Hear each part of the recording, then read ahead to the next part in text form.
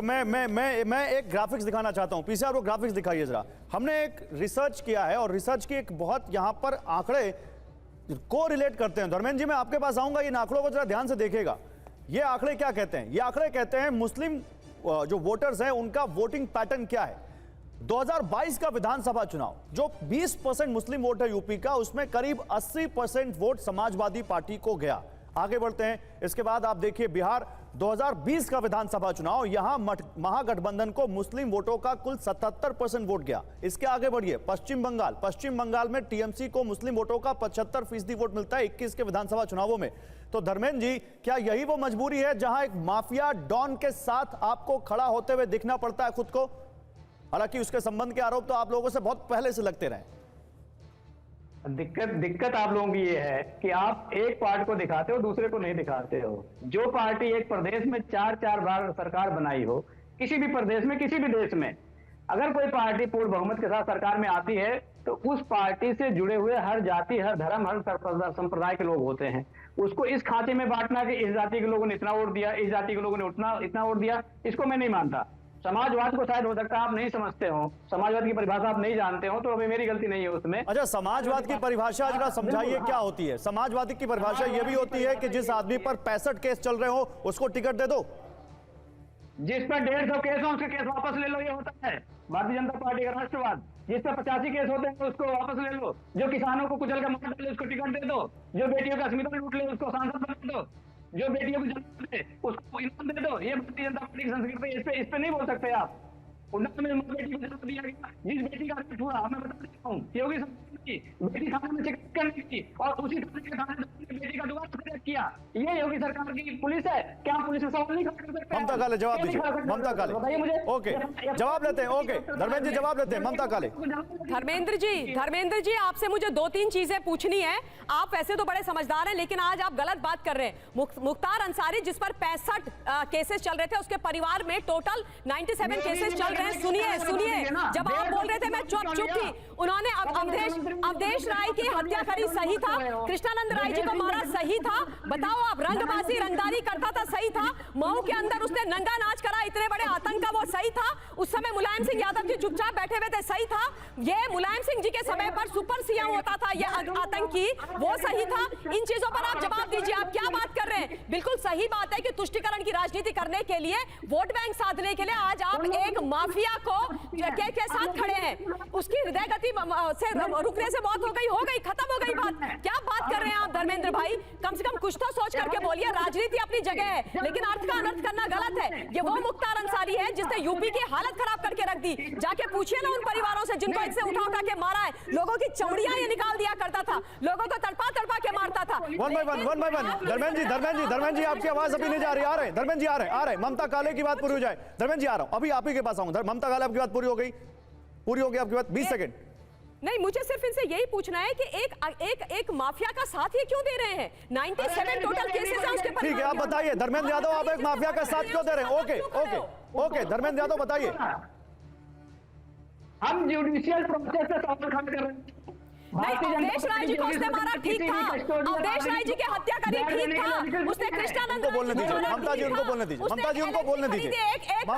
ममता काले जी उनको बोलने दीजिए। ममता जी ये बात आप बोल चुकी हैं। ममता जी ये बात आप बोल चुकी हैं, उनको बोलने दीजिए। ममता जी रुकिए। नहीं धर्मेंद्र जी के बोलने से मत बोलिए, मेरे बोलने से बोलिए। अब धर्मेंद्र यादव का टर्न है। धर्मेंद्र यादव अपनी बात पूरी कीजिए, 30 सेकंड। मैं आपसे फिर पूछ रहा हूं, जब मुख्तार अंसारी ने पूछिए मत, जवाब दीजिए। पूछेंगे फिर वो बोलेंगे, आप जवाब दीजिए। किस बात का जवाब दें? बताइए आप माफिया के साथ क्यों खड़े हैं? अरे भारतीय जनता पार्टी है भाई, भारतीय जनता पार्टी मुझे बताइए। भारतीय जनता पार्टी ने अपने मुख्यमंत्री को लिए, उप मुख्यमंत्री को लिए, आपकी आवाज सही नहीं आ रही। पीछे इनकी आवाज सही कीजिए। ओके धर्मेंद्र रुकिए। आपकी आवाज सही नहीं आ रही। एक मिनट, ममता काले रुकिए। आप सारिका पासवान जुड़ चुकी हैं। ममता जी रुकिए। ममता जी, सारिका पासवान जुड़ चुकी हैं, बहुत देर से उनसे बात नहीं हो पाई। सारिका पासवान, वही सवाल, आरजेडी माफिया के साथ क्यों खड़ी है?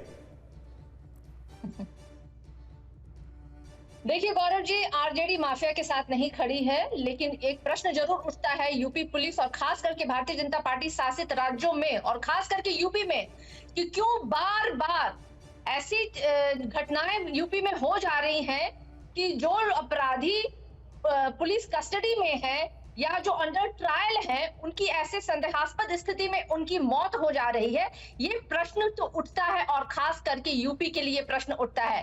देखिए, जिस तरीके से अभी मुख्तार अंसारी जी की हत्या हुई, मौत हुई, खैर ये तो जांच का विषय बनता है, ये जब तक जांच में नहीं आएगा और अगर जांच सही तरीके से होगी तो तमाम चीजों का खुलासा भी होगा, क्योंकि स्वयं मुख्तार अंसारी जी ने 2020 में ही एमपी एमएलए कोर्ट में ये शिकायत दर्ज की थी उन्होंने कि उनकी जान लेने की साजिश रची जा रही है, और अभी इसी महीने में उन्होंने पुनः लेकिन मुख्तार अंसारी एक माफिया था, उस पर 65 केस चल रहे थे, परिवार पर 97 केस चल रहे हैं, आपको वो नहीं दिखता? नहीं नहीं, इनके लिए तो माफिया जी है, मुख्तार अंसारी जी। नित्यानंद जी चोचले बंद कीजिए मैडम, अपने चोचले बंद कीजिए और थोड़ी पर्सनल अटैक नहीं, पर्सनल अटैक नहीं, please please, no personal attack, no personal attack. To me properly, समझ गई सारिका राय जी? आप जो भी हैं, मुझे पता है आप किस प्रकार की शब्दावली का इस्तेमाल करती हैं। Don't try these stunts with me, dare you talk to me like this, dare you do this. ये चोच नहीं, प्लीज पर्सनल अटैक नहीं।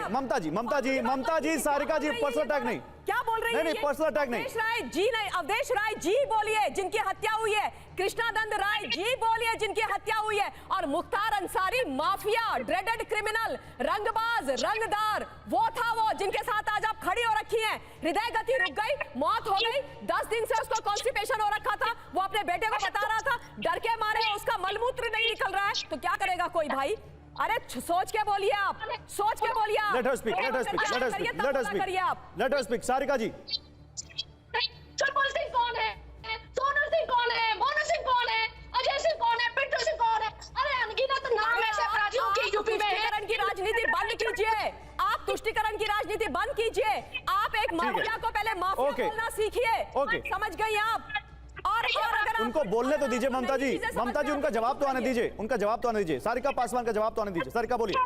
इस तरीके से हत्या हो जा रही है, मृत्यु हो जा रही है, ये बहुत बड़ा जांच का विषय है। जिस तरीके से भारतीय जनता पार्टी शासित तो जांच तो हो रही है सारिका जी, जांच तो हो रही है। सारिका पासवान, जांच तो आदेश हो गए, अब क्या दिक्कत है? एग्जैक्टली, जांच के आदेश तो हो गए, अब क्या दिक्कत है आपको? बिल्कुल, जांच के आदेश जो हो रहे हैं, अगर वहां उनके परिजनों को यह संतुष्टि नहीं है कि वहां पे जांच हो, तो निश्चित रूप से वहां जांच ना करके पूरे यूपी को उन्होंने पूरे जिंदगी लूटा, आज वहीं के डॉक्टर्स पर भरोसा नहीं है। स्पेशलिस्ट डॉक्टर्स लखनऊ से बुलाए गए, विसेरा प्रिजर्व्ड है, वीडियोग्राफी हो गई, प्रॉपर टाइप तरीके से उनका पोस्टमार्टम हुआ है। अगर कुछ हश करना होता ना मैडम, तो आप लोगों के जमाने में जैसे एक मिनट, ओके, समझ गई ना आप? ठीक है, तो ये नहीं, एक मिनट